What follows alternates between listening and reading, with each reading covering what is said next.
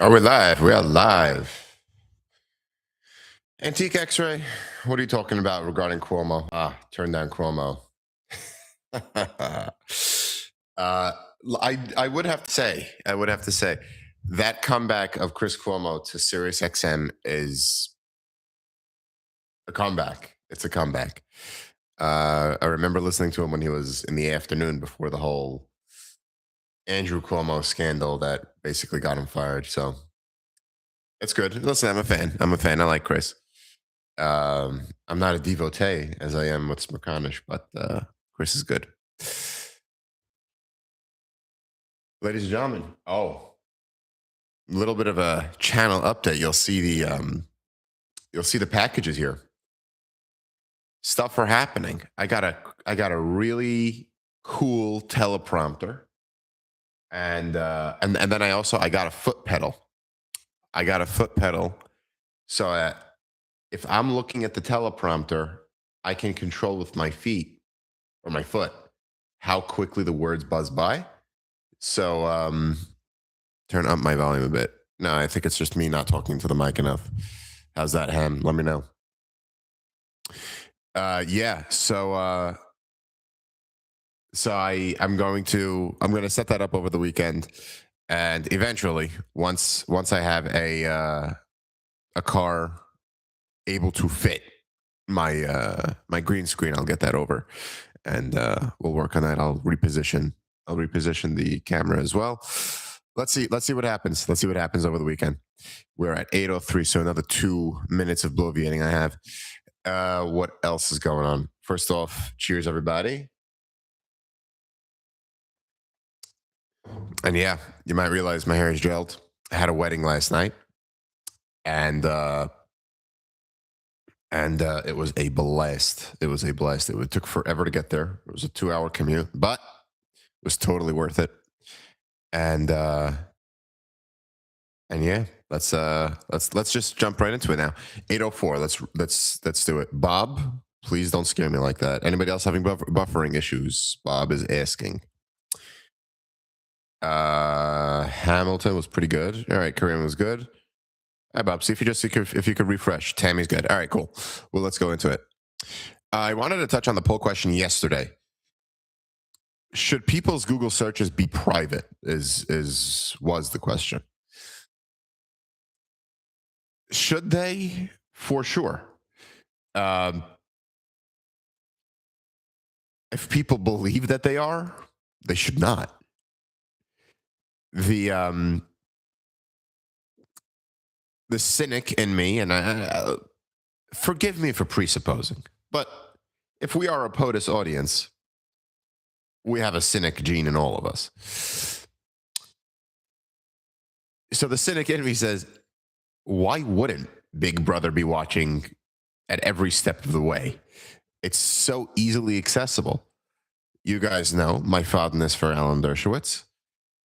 As a criminal defense attorney, in most cases, he does not take notes given a client's case. The way he operates, or the way a lot of people operate, is never write something down unless you want everyone to read it. And that applies into the digital age. I can't imagine really any of us, any one of us being on my channel, the POTUS audience, a Smerconish follower, not thinking that every digital footprint is going to be exposed to everybody. There are tracks you can take, or there are steps you can take, such as mixing up your ISP, VPN, using Proton Mail instead of your regular email, using DuckDuckGo, and so on and so on. I'm pretty sure I even made a video in that regard. And there are steps you can do to make it harder. But should your Google searches feel private? I don't know. They should be private, but you shouldn't expect them to be. That's my nuanced answer at the very least. Shawn Nichols, hilarious. You had a wedding last night. How do your wife feel about that? Well, I went with my wife. How's that? Okay. Um, I'm waiting for the Michael Smerconish poll question though, regarding the Tucker Carlson Mike Huckabee interview. I'm just gonna leave it at that. I'm not gonna go into any further detail. Okay. I wanted to also say my pitch regarding Hillary Clinton's testimony regarding the Epstein files. She sat down for 6.5 hours testifying about that. First of all, it's a charade that she was there. It's a charade that her husband's going to be there. And I'd much rather Congress do, I don't know, real work. But I remember from her, I believe it was Benghazi testimony or her confirmation hearing, one or the other. She was a master of, I do not recall. Of course, that's the cop out answer for people who don't want to risk a charge of perjury in case something comes up to the contrary of their testimony. So, from Fox News's coverage, she did not recall plenty of things. And I don't understand what Congress or the Republicans wanted to get out of it, given that it wasn't public. To my knowledge, it wasn't public. And they couldn't get a soundbite, anything like that. On a Shawn Nichols, I believe the do not recall defense was pioneered by Richard Nixon. Was it not? I believe it was. But listen, I vividly remember one of those testimonies that she stood before Congress, and I was like, wow, that's the ultimate cop out. Do not recall. I want to take the second headline today and go with Paramount will buy Warner Brothers. Netflix bowed out of buying Warner Brothers yesterday. Paramount buying Warner Brothers is, I guess, a further consolidation of what's happening in our media landscape. I'd be interested to see what the regulatory effects are and if this is going to go through. That I don't really care for the business end of it, but what I do care for is how much more consolidation can the big media market take before it just becomes completely monolithic or diametric. I also wanted to say was very interesting how the New York City mayor hopped in to the White House yesterday, the day after, or a couple days after the State of the Union. Here's something. ICE, or officers from the Department of Homeland Security, which I don't even know what the hell the deal is now, whether they're funded, not funded. I've been speaking to people at airports where pre-check is closed or clear is closed or whatever it is. DHS officers showed up at Columbia University. And according to New York's governor and the president of the school, made misrepresentations to Columbia to get into the school and to, quote, find a missing person. It ended up being that they were going after an illegal alien, maybe, or somebody out with a warrant, and they apprehended them. That, so I mean, what, 6 to 10 hours after that happened, Mamdani was at the White House, and he expressed to Trump that he wants that student back. I thought the days of ICE going after these campus students, college students, were largely over.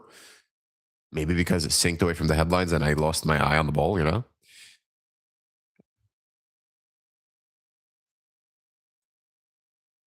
Sorry, guys. Um, Yeah, and then when it comes down to it, Mamdani happened to have a meeting with Trump that day. I can't help the sinister thought of, did Trump put that into motion because he knew Mamdani was going to come and visit him that day? The cynic gene. I told you I have it, guys, and I think we all do.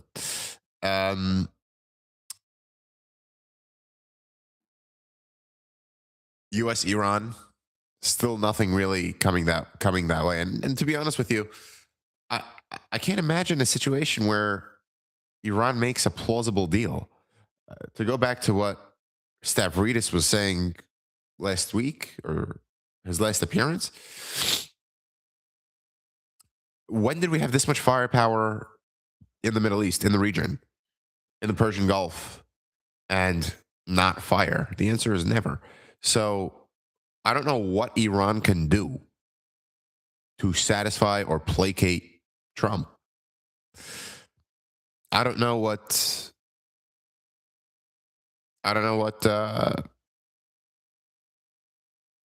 Israel will be satisfied with. For all I know, Israel will act alone, maybe. And I did also hear another analysis saying, if you're going to go for regime change, if you're going to go for it, not saying it's the right thing, if you're going to go for it, now is an opportune time because the Ayatollah is over 85 or 86 years old. So now's the time to do it. So direct response to Desert Sunset over there, the Ayatollah will never give in. Well, the Ayatollah at 86 may not have a choice, and I'm sure there's a plan. Sean, if Israel acts alone, will it really be alone? I think it's going to. The answer to that question is it's going to be the same thing as last time. It's if Israel is showing not prosperity, some level of victory or assured victory, Trump will hop on that bandwagon. But major assets are in the region, and I'm on Hamilton White program over there. Ayatollah's 87, feeble, and he's not really in control. It is the reality on the ground. Again, me, American. I don't know if I don't think it's in our best interest based on what I know as a citizen. Maybe those in power have a very different outlook or are privy to more information than me. Or, in fact, they are privy to more information than me. So I guess we just defer to them. That's what we pay to do this job, right? And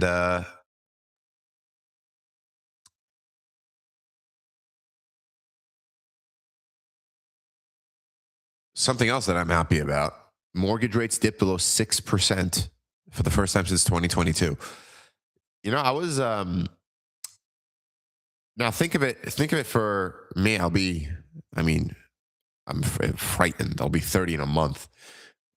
I was in the market for somewhere to live, either rental or home ownership, about 10 months ago or 8 months ago. And it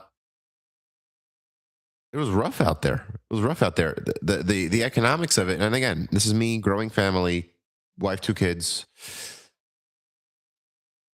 It's the mortgage rates, the way the math worked out was, if I got a home, livable condition, and the mortgage rate were the same or even a little more than the rental, I would have bought a home because the mortgage payments is somewhat refundable, somewhat you can get that money back upon selling the home. But rent, once you pay the money is completely gone. The mortgage, the monthly payments in my area would have been double the rental payments simply because of the mortgage rate. My brother-in-law, who bought a home, at the lowest of the low interest rates in COVID, either 2 or 2.25, one of those rates, is paying a rental rate for owning a home. Now, something I've been thinking about for the past couple of years, given that I'm in this situation in my life, how much is home ownership truly a part of the American dream? Why are Americans striving to own a home? Why is it? I know it has to do with the post World War II kind of white picket fence dream, and that's where it all came from. But Europe, Europe evolved into really just renting everything, renting wherever you live all day, all the time. I'm struggling as an American to think what is the point of striving for home ownership for the masses. If you have places to live and there's simply rentals, not ownership, then economically it makes sense to just be perpetual renters, doesn't it? And I say this as a property owner, as multiple property owners. And it's funny because I'm recalling some accounts where if people say you buy a house, you're guaranteed to have a leak and a boiler that needs to be replaced. So that's not factored into your rent as much as it is factored into owning a home. Sure, it's a place you can call your own. It's a place you'll have somewhat of security and predictability that you can remain there and the landlord won't kick you out and you won't have issues with a different tenant. Or actually, the second one, not as much. But um, let me address Nancy's point. By the time you pay off your mortgage, the price of the house will be greater than what you sell it at. I it's not that's not automatic because not only are you putting money into the mortgage and the home, but the appreciation and the rate of appreciation is not doesn't really keep up in most markets. I mean, let's say in New York City here, it might because appreciation is wild. I mean, I know I have some uncles and older family members that really made a good return, but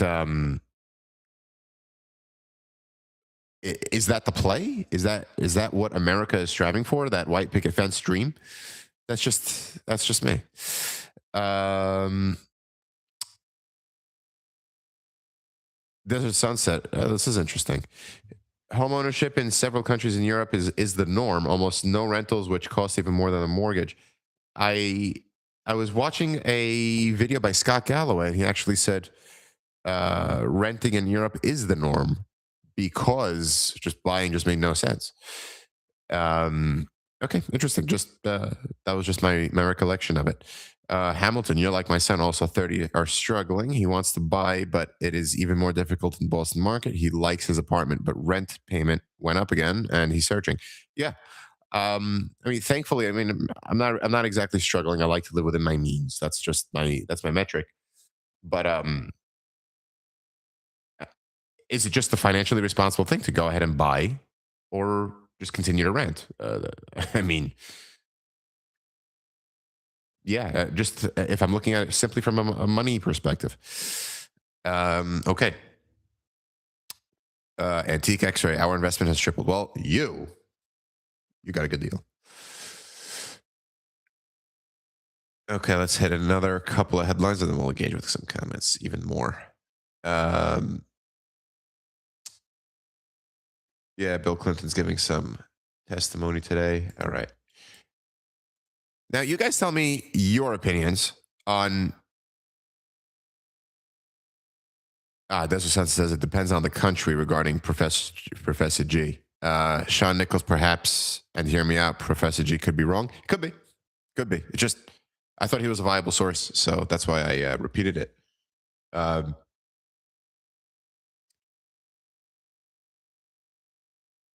Another headline that I looked at yesterday and I said, "Oh no," was Pakistan striking Afghanistan. Trump was very happy settling what could have flared up between India and Pakistan. Now, what is Pakistan doing to Afghanistan? I mean, from what I'm thinking, it was an escalation, sort of a Pakistan got pissed off at whatever Afghanistan was doing, launching small-ish attacks, starting trouble in the region. So then Pakistan just said, "I'm going straight for Kabul," and boom, here you go. Let's see if that flares up, and let's see if that's actually the case. Air attacks on Kabul push Pakistan Taliban crisis into uncharted territory, is what Al Jazeera is reporting. Um, and then I'll end off with this. The AP is reporting something that I took very strong issue with on the last stream. Anthropic CEO says it cannot, in good conscience, accede to the Pentagon's demand for AI use. Let me at least share my screen here. It's one of the few capabilities that the native YouTube platform enables me with. The Pentagon demands, I never saw a public recounting of them, but I'm sure they're pretty extensive as far as what they want to use Anthropic's Claude or Anthropic's AI for.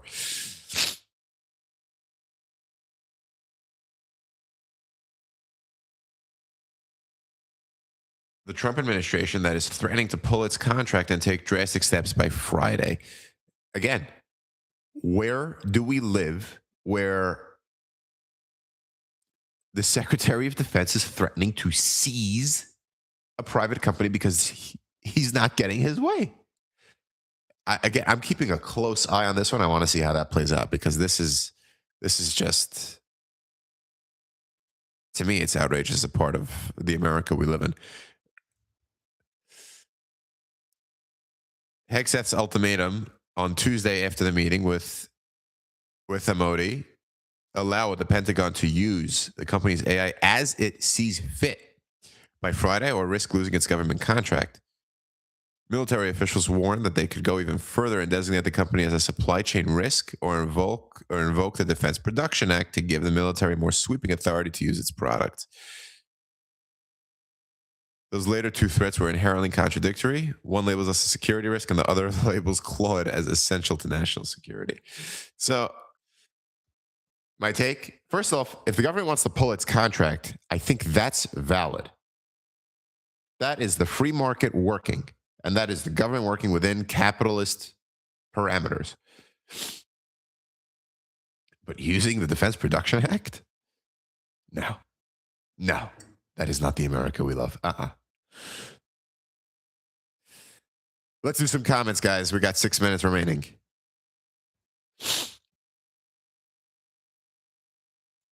I'll work my way backwards. How's that? Sean Nichols proposed poll question: who is the worst, Hegseth, Noam, or RFK Jr.? You said RGJ, but I'm not sure if you're alluding to some kind of joke there. Robert, I need to read their statement on their website. I should. You're right. Anthropic statement. And funny enough, I got the computer I told you about that's going to operate as my own agent. I got it yesterday. I still have to set it up though. Sean Nichols, how about when they terminate leases like they did on the golf course in DC? The government can operate however they want to operate. They are their own agents that can enter and exit contracts as parties. Of course, subject to the law in our regime, but they just they can enter and exit contracts. So if they want to do bad on their leases, that is their business decision. I sort of hope it is not some kind of bureaucratic, watered down version of it, but yeah. Well then, good for you. I'm not there yet. When people tell me how my value has, Sean is referring to the housing topic. He's referring to Antique X-Ray. Well then, good for you. I'm not there yet. When people tell me how my housing value has gone up, I point out I would need to go somewhere else where likely the prices have also risen. Also true. Tammy, we own our home now. It's a matter of adding value. You can now. How much is adding the value going to prolong your payoff period? Think about it.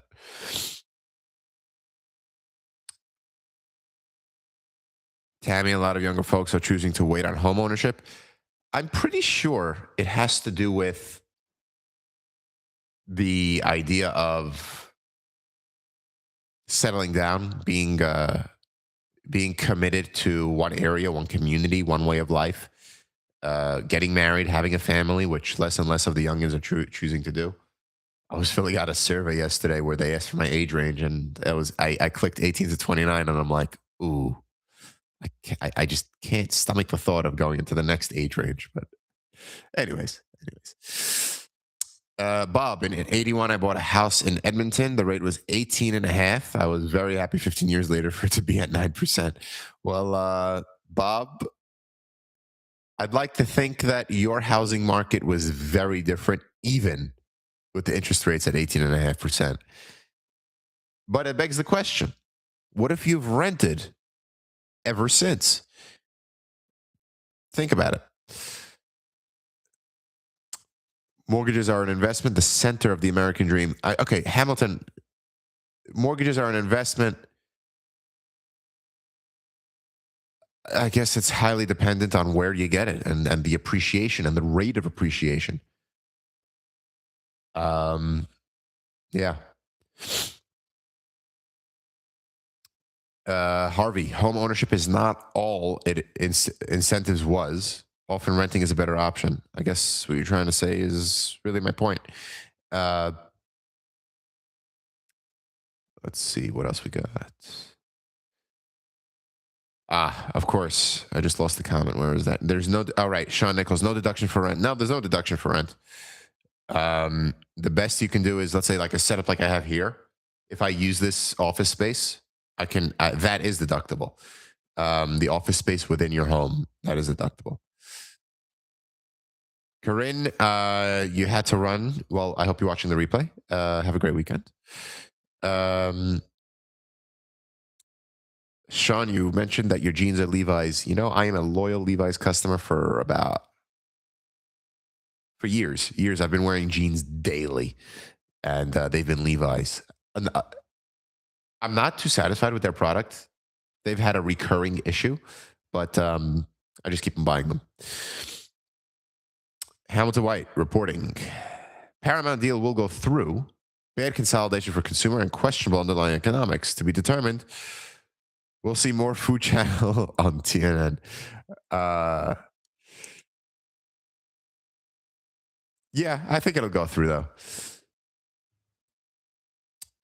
Tammy, Kesh Patel said he didn't recall someone he had on his podcast. Well, didn't recall. I mean, it's such a cop out. Such a cop out.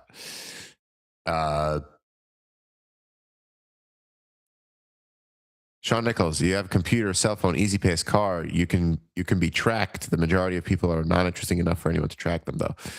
I agree. So do you know? We'll end off here. Now there are surveillance camera systems, and I was looking at it firsthand. I've always heard about it, but now there are surveillance camera systems. Let's say you're in a building with 30 cameras or 300 cameras. Let's say an intruder enters the building and is threatening the population. In the good old days, you're supposed to go back to every camera and follow the person manually. The AI now can simply tell you where that person is and retrace the entire intruder's footsteps. Here's a good constitutional question. What about predictive AI that profiles and predicts people by face, social media posts, public behavior, and says this person's chance of escalating into a threatening incident is increased by such and such percent? Keep an eye on them. Now that's a question. That's a question. Last few. So has Comcast. I had recurring issues. So has Comcast, I guess, talking about the deal. I can't remember, do not recall, can't remember anything at all. Very funny, Sean. And the regime said they will track people who disagree with them, Desert Sunset says. Yes, they did. But in my opinion, it's been happening anyway. I can't recommend Edward Snowden's book enough. Hamilton, that was the interest rate spike of 79. All rates spiked upwards, credit cards too. It was a difficult period. My sister also bought her first house and refinanced several years later. Well, that appears to be the move. Ladies, gentlemen, have a fantastic weekend. Little heads up, in 2 weeks, or in 2 weeks, not next week, the week after, I will be traveling. I will be traveling on business. And here's an idea I've been toying around with. I will pre-record a video, but I will set it to go live as a premiere at 8 a.m. So we still aggregate here. And on Monday, next Monday, I will set the premiere to go live at 8 a.m. I will be on the live stream commenting with you because I'll be in flight. So I'll be there commenting in real time, but the video will be delivered at 8 a.m. So that's what I think I'll do for situations like that. Like I've mentioned before, business first. This is just a hobby of mine. And so I'll be in flight when it's go time. Let me know what you think of that idea. Again, next Monday, I'll be traveling the entire week. So we'll play it out there. Yeah. So I'll be on the West Coast for those of you West Coasters. See everybody soon, and wishing you all a great, safe, warm weekend. And guess what? I looked at the 10-day forecast and I saw some 50s in my future. So have a good weekend, everybody.